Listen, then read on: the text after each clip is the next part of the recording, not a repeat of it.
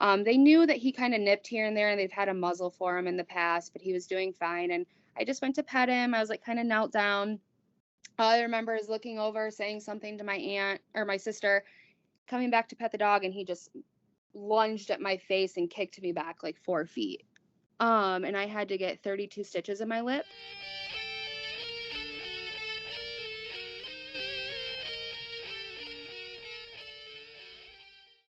Welcome to the show, Carly. Hi. So, you found, me on Facebook. Was it I was posting the episode and you saw it somewhere? I forget how I found you.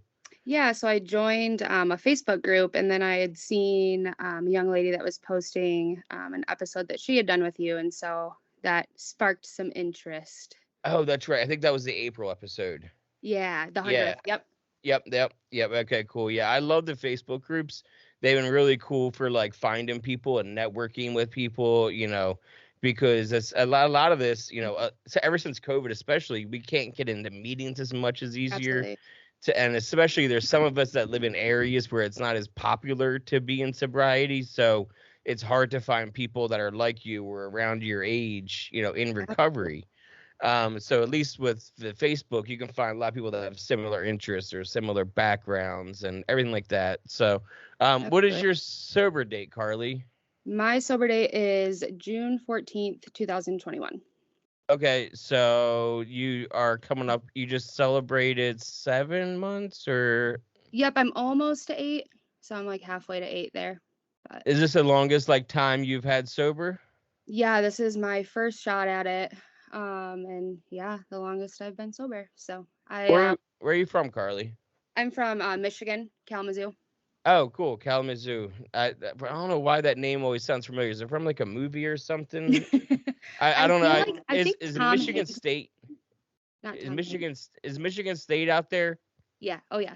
That's what I'm Yep. thinking of. Because like Yep. my brother is a big Michigan fan Okay. and got me into Michigan. Well, I fell in love with Michigan when I took him for his birthday to a game to Ann Arbor. Oh, fun. And Ann Arbor was such a cool city and that's such a cool stadium that I kind of like, how it is.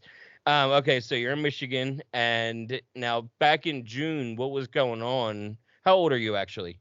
So this year I'll be 29 Okay, so in you were July. 28 when you got Yep. sober then. You had Yep. just turned 20. You're about to be 28. I'm about to be 29.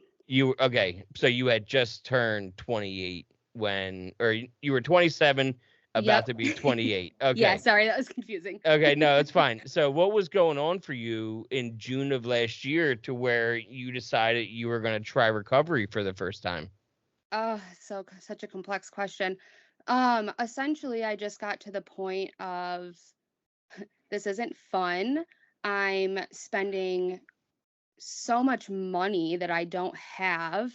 And essentially, I'm not even feeling the effects that I wanted to feel. And I was just needing something to be able to go about my day.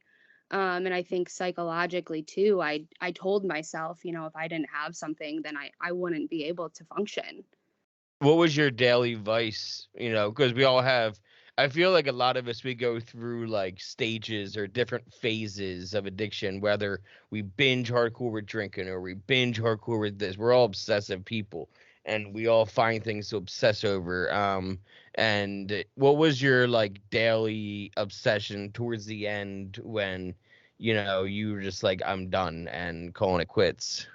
Yeah, I mean, essentially, I was spending roughly 400 to 500 a day So on you weren't drinking. I was gonna say that's not a drinker. yeah. No, so okay. A couple of years back I'd gotten prescribed pain medication from my doctor because I have a couple of bulging discs in my back. And with that, I did pretty okay at that point in time with the script. I mean, I abused it kind of, but and then I got off of it for a couple of years, got prescribed Adderall and Klonopin from a psychologist, both at the same time for 2+ years at that point as well. And a couple of years went by, and I kind of switched. I didn't realize this at the time, but I had essentially taken my pain medication addiction and had switched it with amphetamines and benzodiazepines because That's great. Yeah. I mean, Yeah, yeah. that's such like a roller coaster too of Yeah. like, hey, here's Clonopin and here's Adderall. So when you want to go up, there's this, and when you want to come down, here's this. Yeah, You're and gonna here's a be great. pamphlet of how you could potentially die. Yeah, Read it you're if gonna you be want. just great, Carly. Yeah. Yeah, this is what you should do, and you're gonna have a very fulfilling, Yeah. happy life doing just this. Yep. Yep. Now, So, well, so yeah, so I was off of it for a couple of years, the Norco. And then, I knew how to work my doctor, so I knew what to say to get what I wanted.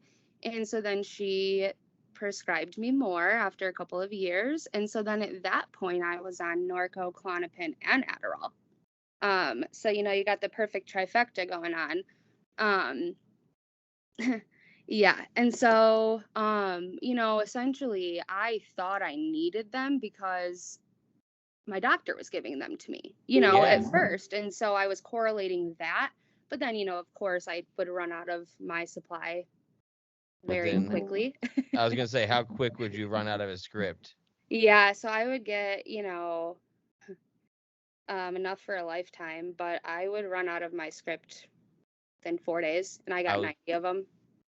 Yeah, my guess was 4 to 5 days because that's how fast I would go through. I used to get like 120 30s and 120 bars each Oh, month, yeah. and they would be gone in 4 or 5 days tops. Yep. And just like it was nothing. It was easy.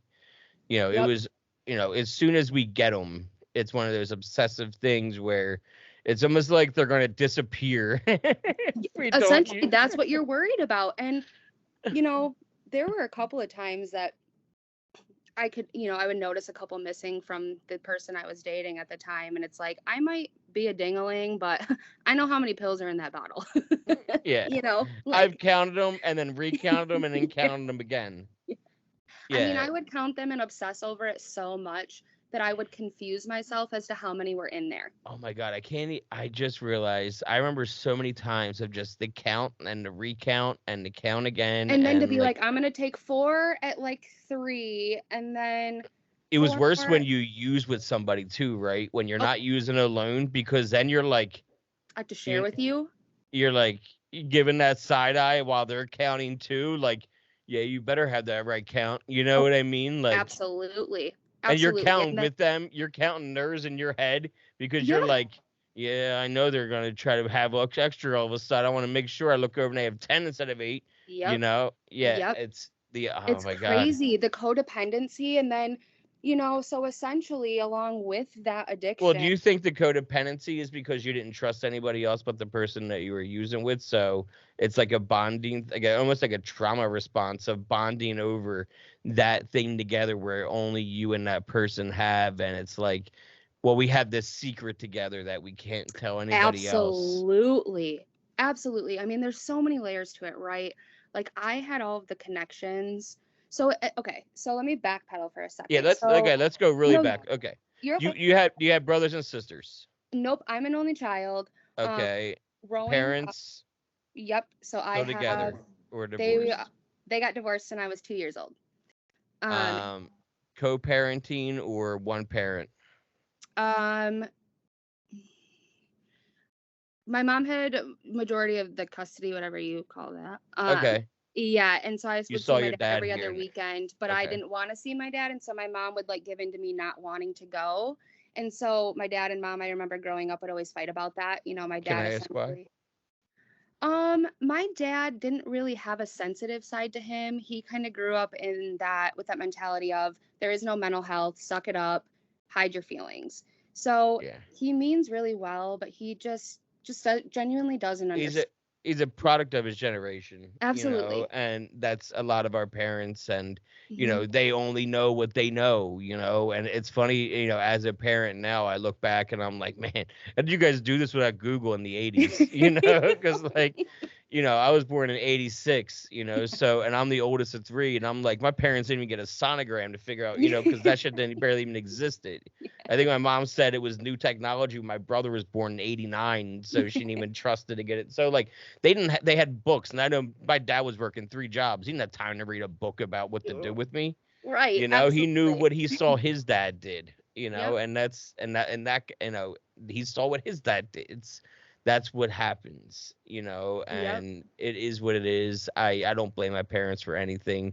I take full responsibility. My parents are still together to this day. They've been together Aw. 40 years, Yeah. and they're very happy. And my dad and I are very, very close. We talk like best friends all the time. That's amazing. Um, but it was that same thing of like, push it down. You're going to be okay, But now, like, I catch him crying watching Legally Blonde, Aw. So, Yeah, he's got a soft side. Ratatouille, and he's like in tears. So, Yeah. all Yep. right. So I understand that. And as a young girl, it could, I'm sure, be even like intimidating or scary because that's that fear of the unknown of what he's going to say or, whatever. So it sounds like you guys have a good relationship today, just by the way It you is. respect. Yes. Yeah, Yeah. we could say Okay. that. Yep. Yep. Okay. So now, did your mom remarry or did she do it as a single mom? So my mom remarried when I was 4, I think. Okay. So 2 years after the divorce, she essentially met my stepdad at the job she was working at. They were both going through a divorce, and kind of Bonded over that. bonded. And he is honestly more of like a father figure to me. That happens a lot, Yeah, which is okay too. Step parents can be really crucial for people, or they can be helpful, or the total opposite. I feel like there's a absolutely. huge, like, I've talked to so many people that have step parents or are step parents where it's a giant spectrum.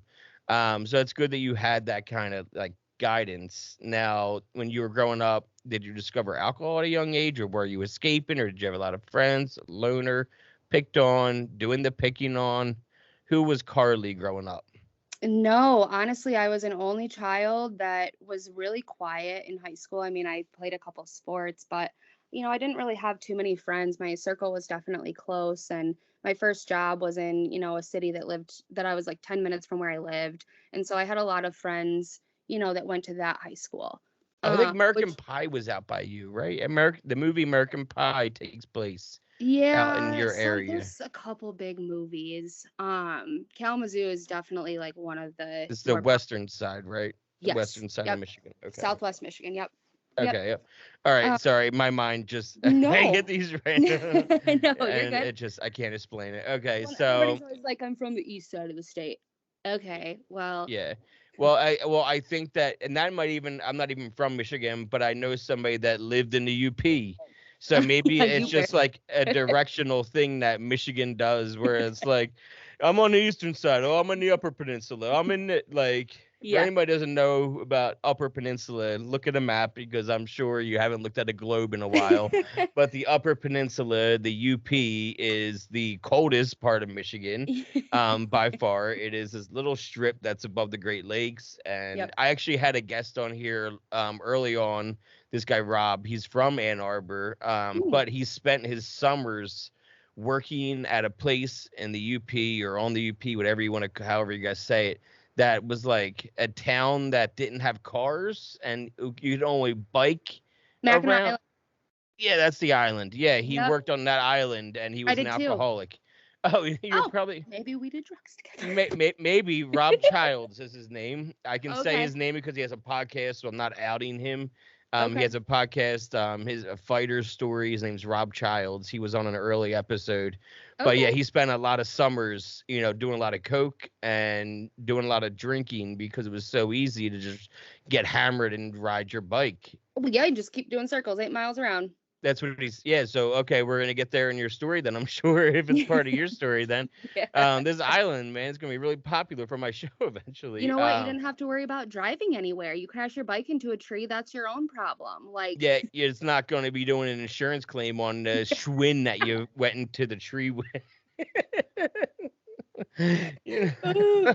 mean, if you bring alcohol in the state park, they will arrest you. Like, it's crazy how like the they're just more concerned about, spooking the horses and all that stuff because you don't want a carriage to tip over full of people. Heaven forbid, that would be bad. Feel bad for the horse, Yeah, but yeah, yeah. exactly. Okay, so now you were growing up and you were the only child, kind of a loner, you said? Yeah, but so okay, I have two cousins. They're my first cousins. So my mom's sister has always done drugs growing up. She would party with her kids. have their friends over, hang out, essentially saying that partying was okay. What young kid wouldn't think that their mom was cool for that? Yeah. I So, knew those moms. I'm sure yeah, everyone knows and his moms. she was always that aunt, that when she'd get Vicodin, she'd always, slip somebody in the family one just to try and, be cool. She thinks she can, ask for forgiveness by giving gifts and stuff like that. And I If think it was everyone's honestly, high with me, then no one's gonna be yep, mad at me for being high. yep, exactly. And so it's like she got a high from getting people high. Um, and so both of my cousins both formed addictions.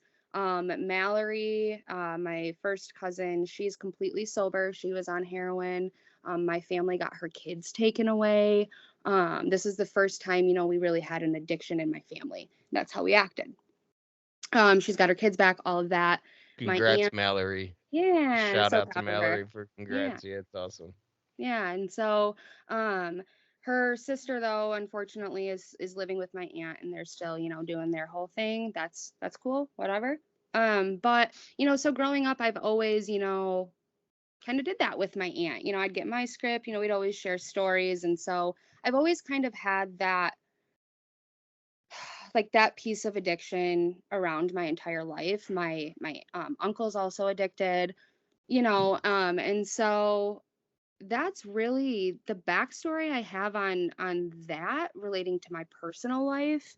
And then when I got into that relationship with my ex, um, where we were codependent, he was a prior alcoholic, who had been married to somebody, kind of cheating on him, and so he's got all of those insecurities. Well, he stopped drinking, and then when I met him, I think he really thought, he was sober only because of me, which isn't true, but that's an easy excuse.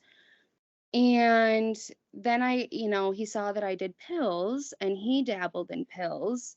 And so then his here and there, take it or leave it addiction started to become an everyday. He wasn't so much an opportunistic anymore with it. And, and then the worst part of it, JD, was the whiplash of some mornings he would wake up frustrated and he would be sick of spending money. He would just be frustrated, and then he would take it out on me for wanting to still use. Verbally or physically? Verbally. He never physically Okay, abused me. I'm just curious. Yeah, yep. Um but then it's like if he had brought up the idea of wanting to use for that day, it's a whole different story. Um, and I knew deep down that we'd probably fight in the morning, but we'd still end up with pills at the end of the day.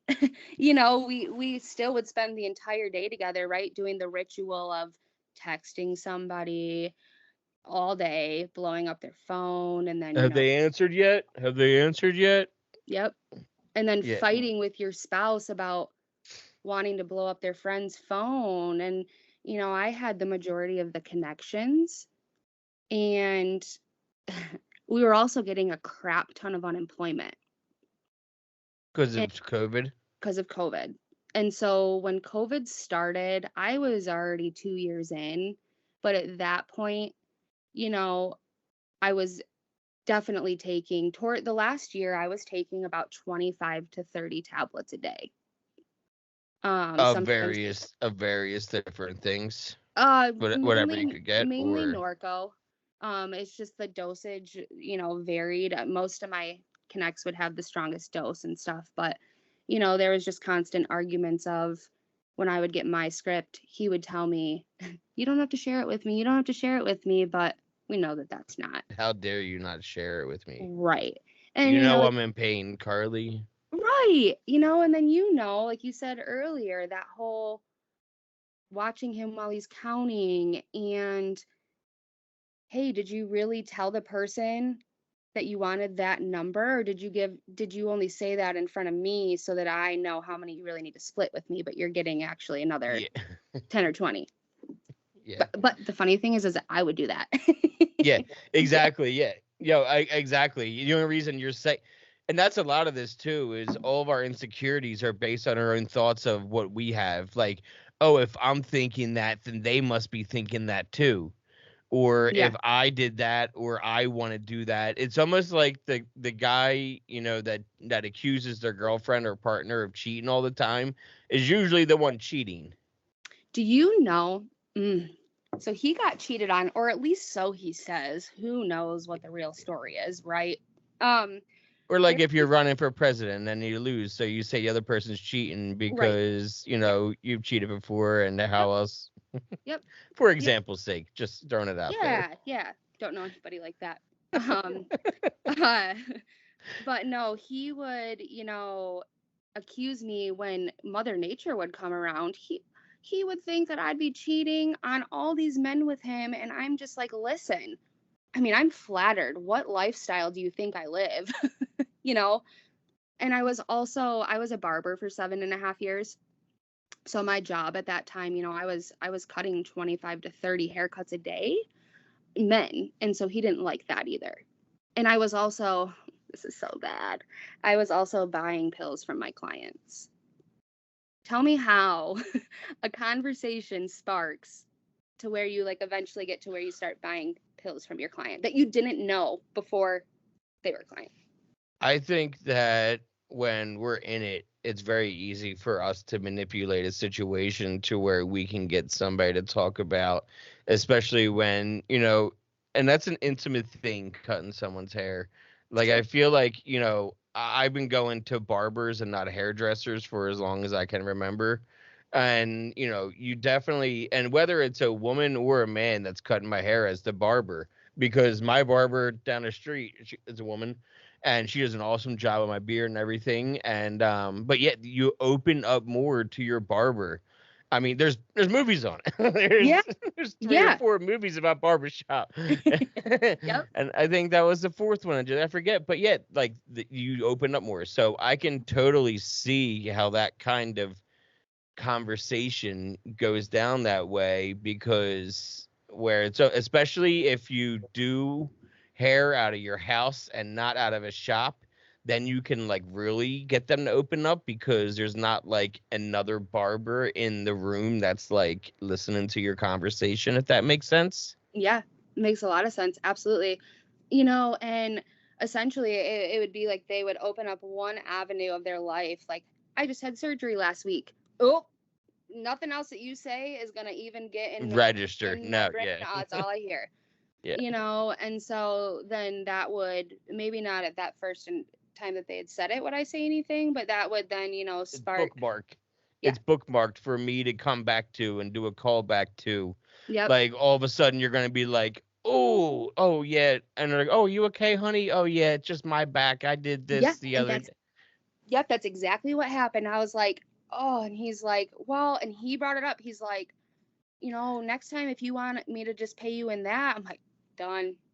And I mean, essentially, this person specifically was an older gentleman, and so they were my favorite because they didn't know Because how much somebody would pay for one, yeah, right?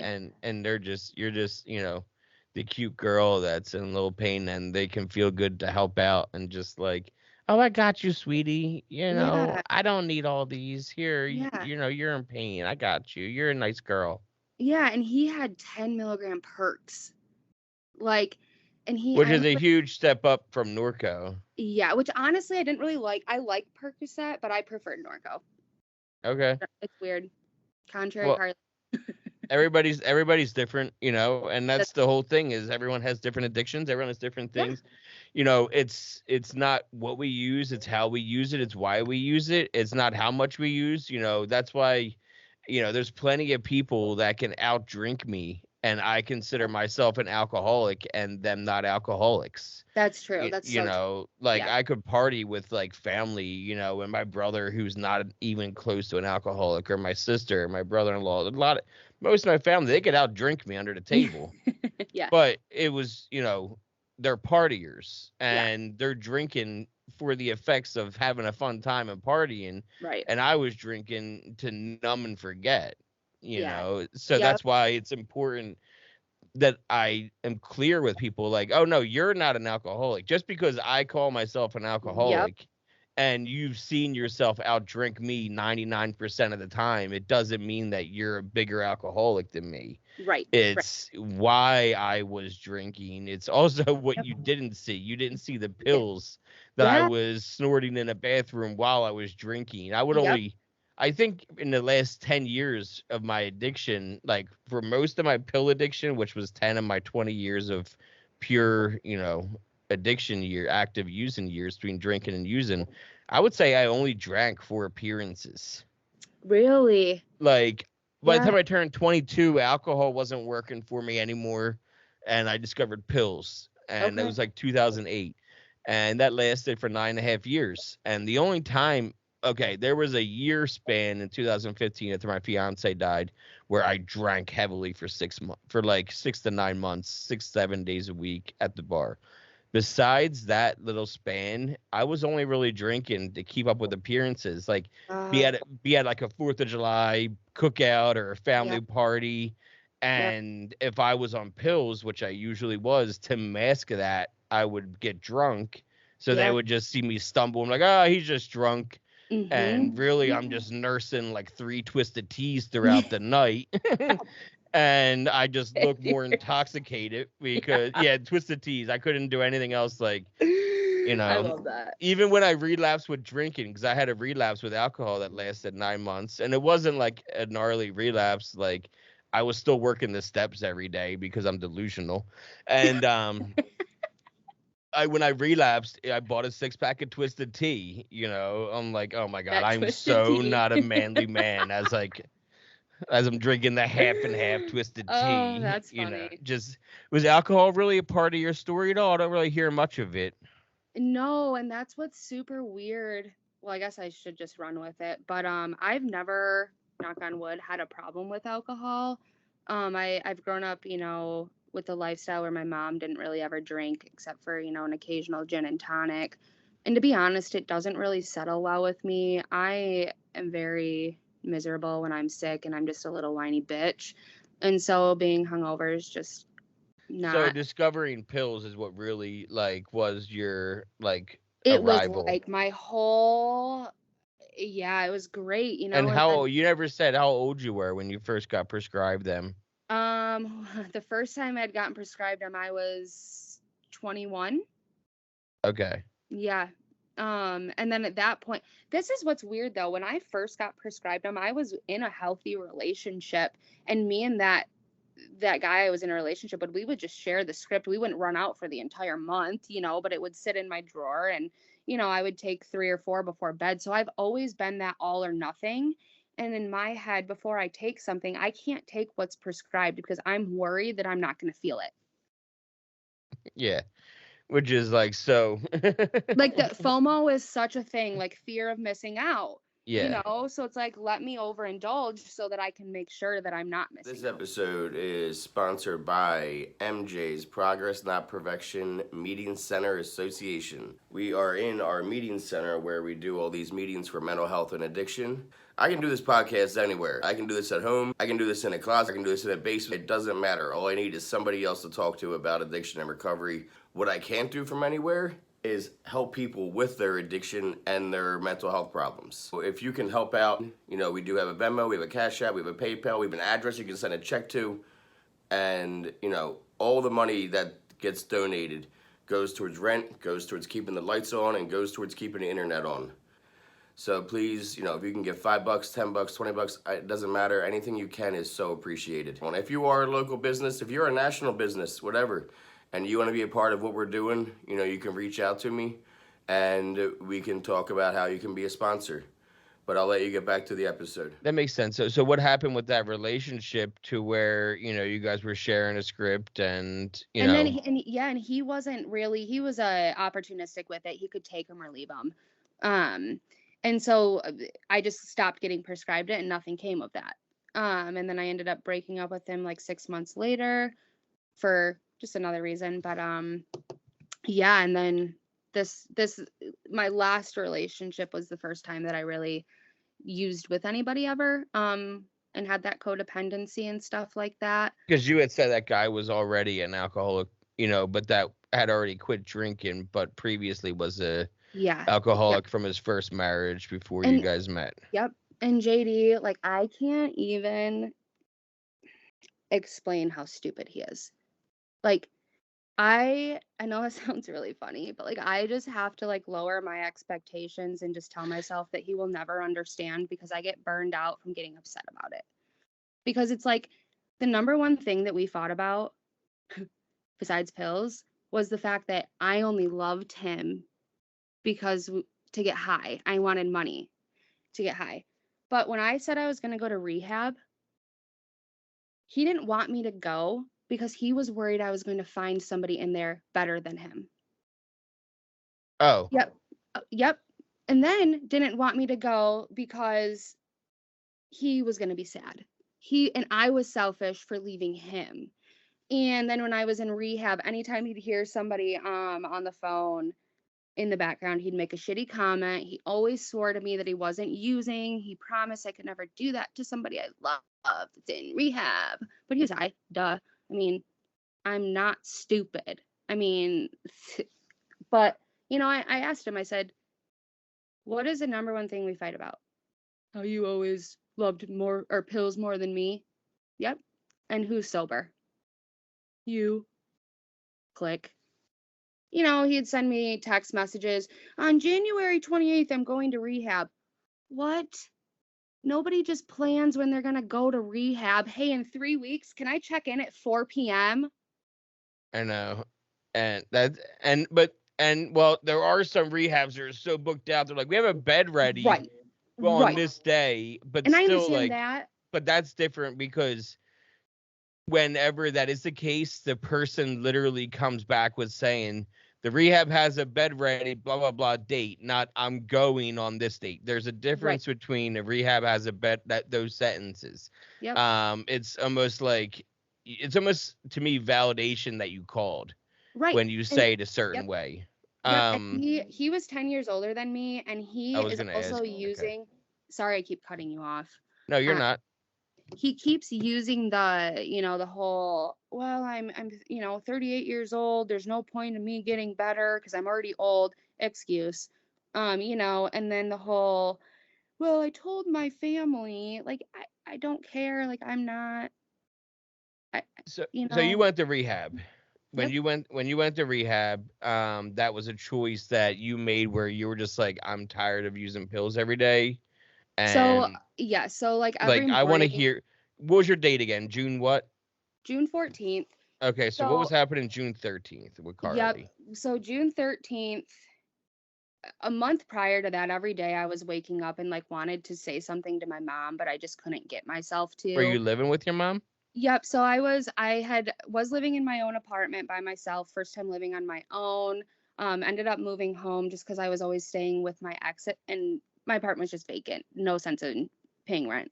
And so I was living at home, and yeah, my parents had no idea. I hid it so well, and they thought I wasn't even with my ex, like I was lying about that. So they thought I was constantly hanging out with friends, which I don't know why they believe that. But so yeah, the last month of my addiction, every morning I would wake up and it's like I'm sick of living this lifestyle, right? And I think finally the 13th, it was a Sunday, and I told my mom that morning, and the reason I decided I think to do it was because I had just bought one of my connections entire script. So I knew I would be good for a couple of days if I couldn't get in anywhere, that I could like dose it out to where I'd be comfortable.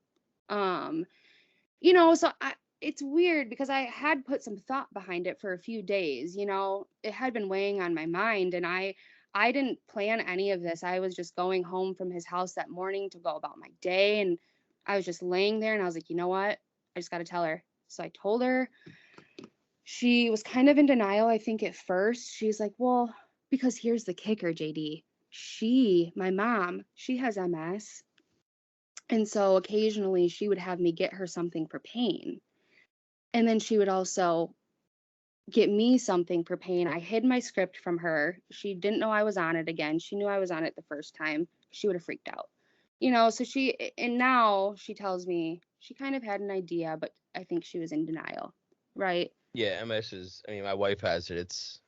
Yeah, right. And my mom gets, prescribed medication, but it's not anything near Norco, Yeah, neither does she. I think Yeah, my wife uses cannabis now as her main, yeah, like, besides like the Tecfidera, like the main, like, whatever MS whatever yeah, meds, like for yep, pain and stuff. She mostly uses cannabis because yep, she's in recovery too. My wife. yeah. Aw. So, that's, she doesn't want to have to, she doesn't like opiates to begin with. She never Absolutely. did. She's an alcoholic in recovery. So, and plus she doesn't want the temptation around me either. But, Right, right. cannabis, I can't smoke it anyway. It hurts. I have like ongoing costochondria. I just where it's like cartilage in my ribs that's like rubs Wow, up against. So if I cough really hard, it like is like somebody's punching me in the ribs. wow, yeah. So I don't smoke anymore. I just use like capsules and edibles and stuff like that. It's been part of my recovery since day one. Good for you. Me too. Um, Me too. so okay, cool. We'll get into that. So, Yeah. now So you I tell your think too. mom. Yep. So I think too that acceptance of her getting them for me every once in a while was kind of like another layer to it, right? So yeah, I tell my mom, and she's very, understanding. This is a Sunday. I immediately, um, my cousin who's still using came over to help me. Ended up stealing some of my pills, whatever. Um, right. But looking back now, it's They like that's always why she steal was so from us quick to at come the over. end. Yeah. Yeah, they always steal from us at the end. I remember one of my good friends was supposed to be bringing me pills to my hotel, my airport hotel room before I was leaving for rehab the next morning. And I Western Union him money so he could go to our dealer and bring me the pills. And all of a sudden his phone turned off and like his iMessage went green, like he blocked me because he knew I was going to rehab the next day and he could just pocket my money and then not have Ah, to deal with it kind of that's so thing. smart, but so shitty. I know. I mean, Yeah, and kids then play, right? hey, somebody that I felt like I helped out and went above and beyond to help out over and over in addiction that I'd Yep. known since we were kids. I'm sorry. And no, it That's is what shitty. it's one of those things and then you get sober and then you see how everybody else lives And it's and so true that like it's crazy how much addiction controls you for somebody that was that important in your life to do that to you. oh, I mean, it I puts into texted perspective. him months later. I'm like, hey man, if you want to pay it back, you want to pay it back. If you want to hold on to it and keep that karma, that's fine too. Yeah. However you want to live your life's how you want to live your life. But I'm good. And that was like in a Facebook message, you know what I mean, from like a different page because he had blocked me on social media. Yeah, Wow. That's insane. you I know. mean, I think the tough thing too is like, well, I'll touch on that here in a second, but 'cause I keep So yeah, sounding your like cousin so came. like, Yeah, I bounce all over it. nope, you're Is good. She, okay. yep, So she your came cousin comes over. over. She helps you out for a bit. I mean, she Grab didn't really some. do anything. She didn't help me, okay? She Well, just she sat helped you by there. taking some pills off your hands. Yeah. And like this was like while I was upstairs talking to my therapist. She's downstairs and pinched whatever. Okay. Rummaging. Yeah. So then I get a hold of my therapist. Thankfully, I had his like personal work number, and he helps me and my mom get a hold of like the state, whoever you have to contact, the behavioral mental health, and they helped me. They called around some places, but because it was a Sunday, it was extremely hard to like get in. Is Yeah. a lot of places it was weird. They didn't have like an intake on that day, which I was super confused because I'm like, I mean, can they Yeah. just not go to rehab on Sunday? Like, I know. so Is this God's day? I don't have to go to rehab. I can just stay getting high. I don't get it. Yeah. right, but it was to me, it was okay because I had already, prepared for that and I had enough to get me by. And Yeah. the best thing I could have ever done for myself was buy a methadone.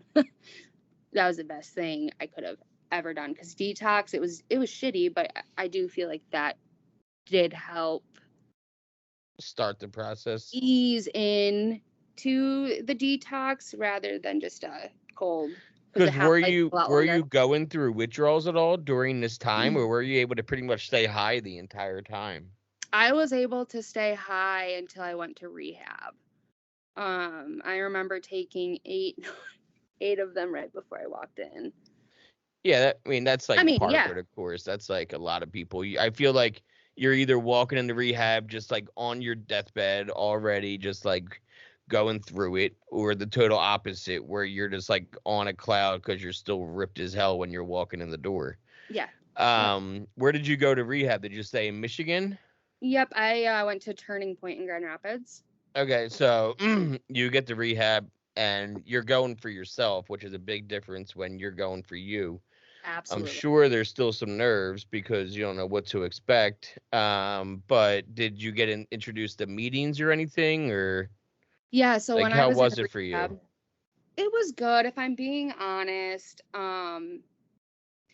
the staff was kind of shitty and stuff, but I mean it's rehab, right? You have that fine line of people that want to get help, and then people that are just wanting a meal and a place to eat, and they know the words to say to get people to move, and that's fine. I get it, but that really opened my eyes because there was a select few that wanted help, and the meetings were useful and constructive and really great, and then other times that were kind of duddy, and somebody would make a comment that's not even like whatever, No, but I know. Yeah, yeah, it it's was it was really also good. angst of early sobriety, early recovery angst. I feel like where there's a lot of people that they're just like, I was like an angsty teenager in my first couple of weeks of being sober. Yeah, Where like anything set me off. And I even like the stupidest shit, like the dishes not being done. I remember that being like absolutely.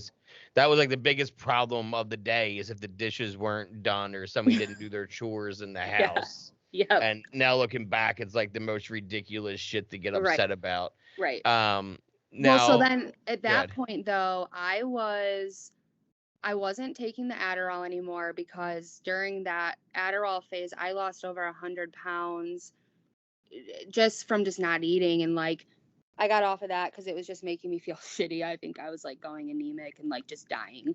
Yeah. My hair was not healthy. I was just not. I thought I was hot shit. Like, I was just making rash decisions. But so I was still on the Klonopin when I went to rehab. But I had to choose which substance I wanted to detox from.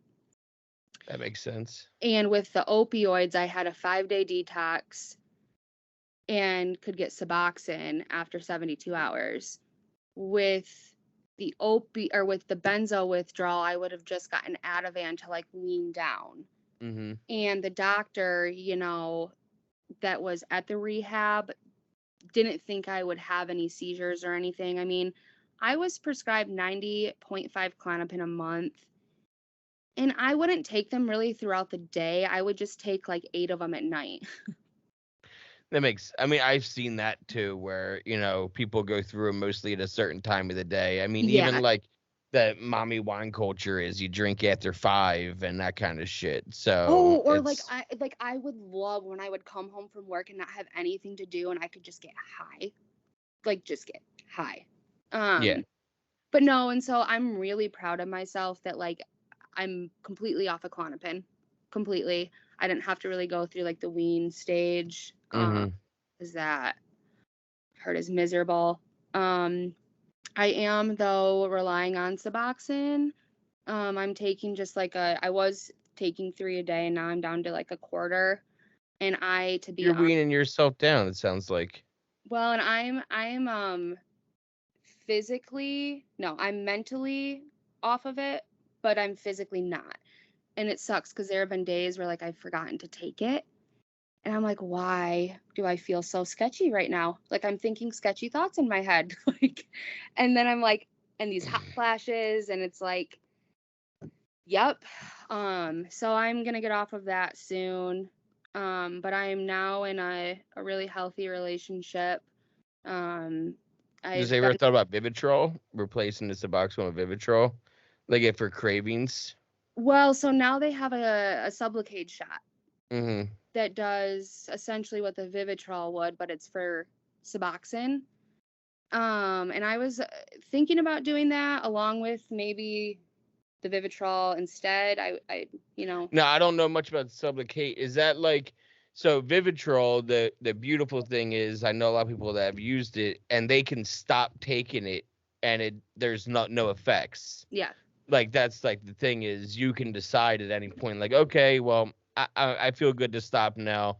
I'm not going to get my shot this month, and Yeah. then there's no like withdrawal effects. Now Suboxone, we know you can't do that, but Sublocade, is that more like Vivitrol where you can stop on a dime, or Yeah. no? Okay. Well, so I don't know 100%, but the way my doctor made it sound, because that was a concern of mine. I was like, when I don't want to get it anymore, is that going to be a problem? And he said, absolutely not. He said, the first shot that most people get, they'll want to get another one after 30 days. And then normally after the 30 days, they'll wait another 2 months, 3 months, get another one. And yeah, if you just, the way he made it seem was the more and more you got it, it was fewer, more time that had passed before you'd gotten the next one. Okay. So yeah, I think too, like, because it's kind of like an extended release thing, right? Like, I think it just dissipates out of your body. And he didn't mention anything like that. So this new relationship, how'd you guys meet? So we went to high school together. Okay. He was like 3 grades below me. And he just like slid into my DMs one day, I guess. So, I had just gotten out of rehab and I just focusing on myself, and he messaged me, and he was kind of pushy at first, and I don't know, I got a little overwhelmed, but it's been really good. He got out of a toxic relationship as well, in the sense of like they were both just kind of verbally toxic to one another. He's never had an addiction. He knows of my addiction, and he is very understanding. Um, Also understands that he'll never fully get it, and like Yeah. wants to go. It like breaks my heart because he like wants to go to meetings with me, and like, but he's like, if you don't want me to, that's fine, but I want you to know that I'm here for you and that I won't open my mouth. Well, there's open meetings, so I don't know about, Yeah, but sometimes shit just no, use. yeah, it's not. I don't, it's funny because I run a meeting center, right? Like that's what my wife and I do. We have a nonprofit mental health meeting center, and there's so many times where we don't go to the same meetings together. So like there's a lot of the times where we don't go to the same meetings together, where it's like not for any reason, not because we talk shit on each other. I mean, we communicate everything to each other anyway. Yeah, We're both in recovery. We find it's important to communicate as much as possible. But it's just also easier to like. I feel like for other people in the absolutely. room, to feel like they can talk without both partners, being in the Absolutely. room, So whether we're doing a meeting for trauma, we Yep. do specific meetings for trauma or the LGBTQ, or, whether it's for people who have chronic illness like she does, or, Yeah. AA or NA stuff is more my avenue because, are you a step person? Do you work the steps? To be honest, You're still new no, into it. I am. I know of the steps, absolutely, and it's in the back of my head, but I wouldn't say I'm no. What kind of meetings do you go to? You don't have to say is it like, Yeah, so I try to go to NA meetings, but I am in therapy a that's the lot. most important? I should be going to groups more. I definitely think I need to fill that area in my life of being around some people that can relate, and that can also confirm that some of the things I'm feeling are, normal, like using dreams. Well, yeah, Uh-huh. using dreams are what our nightmares become. You know, a nightmare is your subconscious telling you something, right? So, just because it's not like fire in hell doesn't mean it's not a nightmare. Yeah. So, people get confused to what a nightmare is. People think of like the falling off the cliff and then you wake up and that's a nightmare. Yeah, it is, but there's also the nightmares. Our subconscious does that when they show us something that we don't want to see, which Yeah. is usually getting drunk or getting high again. So it's just a nightmare. That's the way I justify getting them, because it still happens. It's been 3-4 years away from having an opiate addiction, and it's been almost 2 years since I've drank, and still like they pop up, and it can be scary, but so can that dream where you're falling off a fucking cliff. Absolutely. So, Absolutely. And you it's the know, craziest thing in the entire world, because it's like, as frustrated I get with my boyfriend, it's never to the level of frustration that I got with my ex. As frustrated as I get, I could see myself being with him forever. I could, because it's like he has such an emotional side to him that's very rare. And but he's also young, and I don't want to say he's naive, but he kind of is, and he sees a lot of good in people. And that's a good quality, right, until it's bad. And so with me, this is very interesting, because sometimes I have a hard time when I get frustrated in a situation with him. I have to ask myself, is it because I'm genuinely frustrated, or is it because I'm in recovery and I'm relearning everything about myself as well? that's what it is. I'll tell you that right now. Absolutely, because I And think back to past healthy relationships where we would do all the things that are making me stimulation overload, and it would be fine. It would be fine. I wouldn't think anything would be weird or he's being too much. well, that's why the steps are so important. Because the steps, if you read them, alcohol or drugs, those words are only used in the first step one time. The steps aren't to help you to, they're are designed for living your life. Yeah. So, it's how to deal with things without using drugs or alcohol. Hmm. Now, they're not for everybody. Sometimes the steps don't work for everybody, and that's fine. Like, for example, my wife does shadow work. Hmm. Now, I have no idea, but I do know what it is. It's pretty much like the steps, but it's more like a witchy version of. Mm. And hey, whatever helps you take a look at yourself, I'm all for. Whether Yep. it's therapy, whether you have a peer counselor, whether you have a sponsor, whether it's somebody you consider a mentor in recovery, Yeah. have somebody that you feel comfortable opening up to, have two people you feel Yeah. comfortable, have four, have five, really have try to have five, because they always say that you're the average of the five people you spend the most time with. So Wow. if you spend a lot of time with people in recovery, and all these people have great recovery and they're doing all these positive things for their sobriety, it's all going to rub off on you.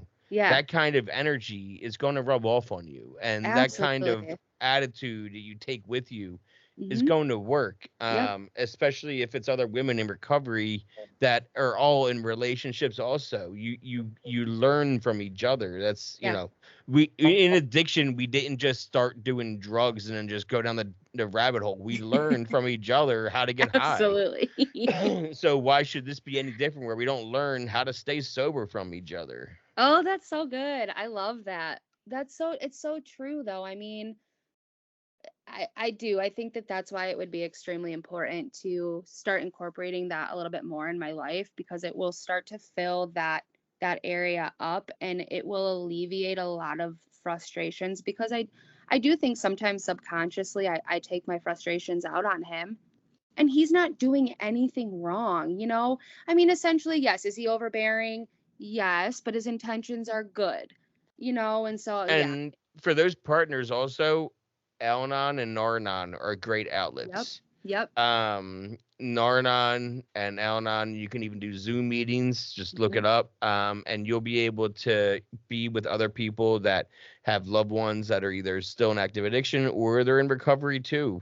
Yeah. I also recommend Al-Anon and Nar-Anon for you as you get long-term sobriety. Mm. The further you get into recovery and the more time you find yourself helping out people in recovery, because I find the more sober we get, and there's like the two roads. You either take the road where you pretend like your addiction never happened, you don't Hmm. tell anybody you were ever an addict, and you kind of just move on with your life and pretend like it never happened, never even touch a drug ever again. Cool. Yep.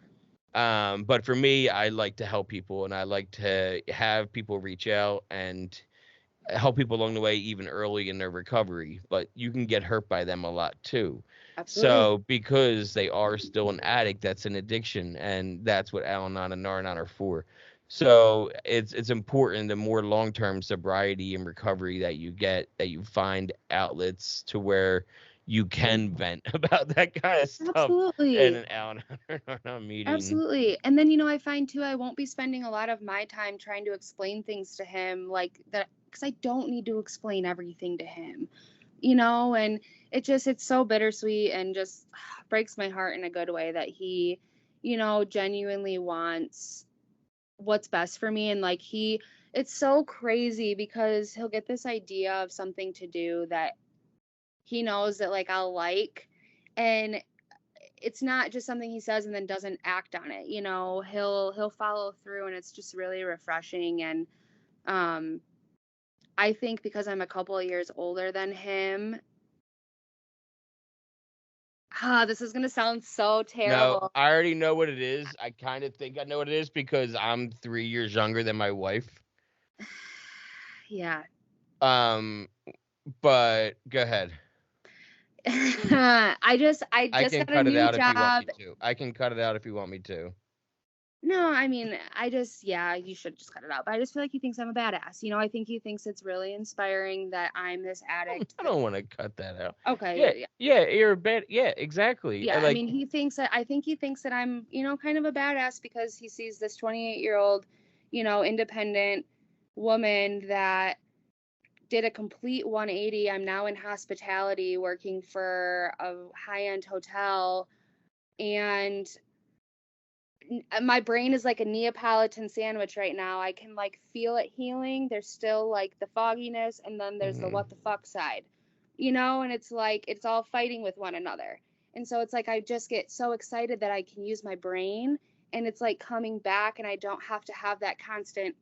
wait Am till I you right? get to 9 months too. That fog Ugh. really starts to like lift around 9. Yeah, and so I have a hard time not trying. Like, I obviously my intentions are not to come off like I'm better than anybody, but I think I'm just loving life Yeah, genuinely. you're And still on a pink cloud, which is good. right, yeah, and like Now, I is just there now is there like something in the what the fuck side to where you're kind of worried about it creeping over to kind of like, is there something to where like you're putting off dealing with, you're putting off making amends for, you're putting off like that you don't want to even have to like, for me there's a lot of grieving in my past. Like, grieving was a huge trigger for me, a lot of grief, and there was a lot of grief that I wanted to like put off for a later date, like early in my recovery, where like I will deal with that later. I'm not ready to deal with that yet. I will come back to you later. And every time I'll creep up, like, no, back to the line. I will get to you later. Let's work on something else. Is there yeah, something that like you're not I won't say dreading, but you're kind of like procrastinating not because wanting to hit head on. Yeah. So along with that, yes, to your answer, or to answer your question, is yes.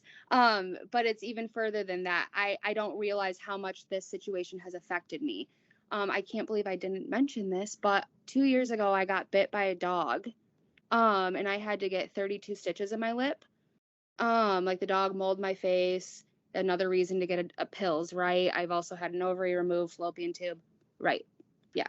So lots of surgical procedures, but I don't understand physically how traumatizing that dog bite was, to the point of I've had panic attacks without knowing I'm going to have one or even knowing why I've had so one. what happened that day that all of a sudden like a dog bit you in the, like, what was going on? Did you know the dog? Is it your dog? Like, can you tell me what happened?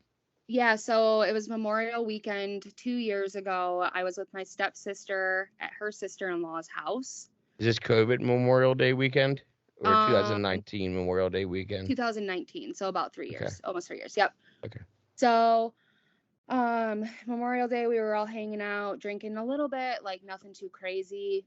And at this point, I mean, I was drunk, but I wasn't like wasted. And the dog, Chewy, they knew that he kind of nipped here and there, and they've had a muzzle for him in the past, but he was doing fine. And I just went to pet him. I was like kind of knelt down, All I remember is looking over, saying something to my aunt or my sister, coming back to pet the dog, and he just lunged at my face and kicked me back like 4 feet. And then, like, I'm really lucky that I didn't lose like my top lip. I'll have to send you some pictures after this, but Yeah. of it. But it's insane. And Is it then a like small dog? it was Australian Shepherd. An Australian Shepherd?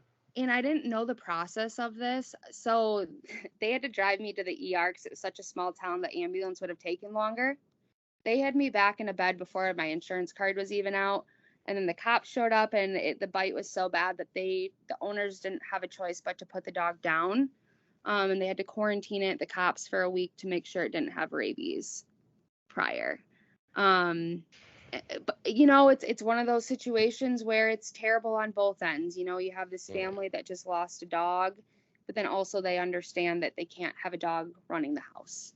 It could have been a child that was running around. Yeah, I mean, if the dog was muzzled before that, then it was obviously something that could have happened, and they were worried about it happening. Yep. So it's unfortunate, but it does happen. That's the reality of it. If it was a person that did that to you, we would want that person punished. Yep. It's the same kind of deal, unfortunately, and it is what it is. So Yeah. that's 32 stitches. Wow. Yeah. And then yeah. I was camp counseling at that time. So then I had to go to camp a week later, but I ended up leaving there because I got too worried about not being to meet up with my dealers. So we just quit. That'll happen. So, and then is that what kicked off this long binge of 2 years of painkillers, and then next thing you know, it was 10, 11 months later, and COVID hit, and then everyone's like, here's money to stay home. Yep. And then, when COVID and then you're home, and then you could still make cash as a barber, so you were collecting unemployment, but still being able to work cash jobs and just going over, I'll cut your hair for a script. Yeah, right. Yep. That's exactly it, and I mean, essentially, I will tell you, though, I was so scared when this all started with COVID. I thought they were going to close pharmacies down. I thought like we were going to run out of pills. I wasn't worried about getting sick. And that's really sad to say, and I appreciate your honesty. Yeah. I appreciate, always. The minute I'm not honest, the minute I'm not honest with myself or just in general, then that's going to be concerning to me, just because I almost feel like the minute I try and cover anything up about my addiction, it becomes an issue. But at the same time, I also don't word vomit it to other people as well. It makes sense. I word vomit only because I word vomit on the internet. I do this. I guess what I mean is I don't not tell people, but it's like I don't really want to talk to my boss about it a lot. No, it's not your opening line. Hey, I'm Curly and I'm an addict. Yeah, it's not like your opener. Yeah, but the cool thing is my job. I had just started there prior to going to rehab. I'd been there for a week, and then I went to rehab, and they were so understanding. Let me come back. That is awesome. Yeah, haven't treated me any differently. It's amazing. They must have had somebody, you can't be the first one then. Right. Absolutely. Yeah. That tells me experience, and that they've definitely seen this before. Yep. So, but well, and speaking of experience, my uncle on my dad's side, he has a kid, Mark, who's been addicted to heroin for 10 years now. And he's been clean the longest at this point. But it's really cool to see my uncle, grow up with pretty much no mental health, and then take it upon himself to go to Al-Anon meetings and really try to understand. And he's somebody that can get through to my dad, and nobody else really can. Mm-hmm. And so because my uncle is going through that, this is then your dad can relate. Yeah, that's awesome. Yep. And then so your I dad will won't say, feel alone. Yep, I will say I'm super, super thankful for the support system I have, and that I can come home to a family that there are no drugs or alcohol around. I'm very nothing fortunate. nothing like that would make you want that. Nothing to like Right. tease you or anything Yeah. like that, or put you on edge. Or So trigger that's me or yeah. trigger, yeah. Because triggers are so weird and so funny. I say funny because everyone can have the most ridiculous trigger of something dumb. Like even like I know people that have a trigger of hearing cans open. Yeah. But it's such a common occurrence of cans opening that it's like you go to a barbecue and you're getting triggered everywhere. Well, when I was in rehab, I remember we were in the middle of a class or a meeting, like in rehab, and there was a kid that had dice, like rolling dice, and he was keeping them in a pill bottle in rehab. So I'm like, these white dice in a pill bottle look like it triggered, like somebody was talking, there was a lot going on, but I heard that jingle.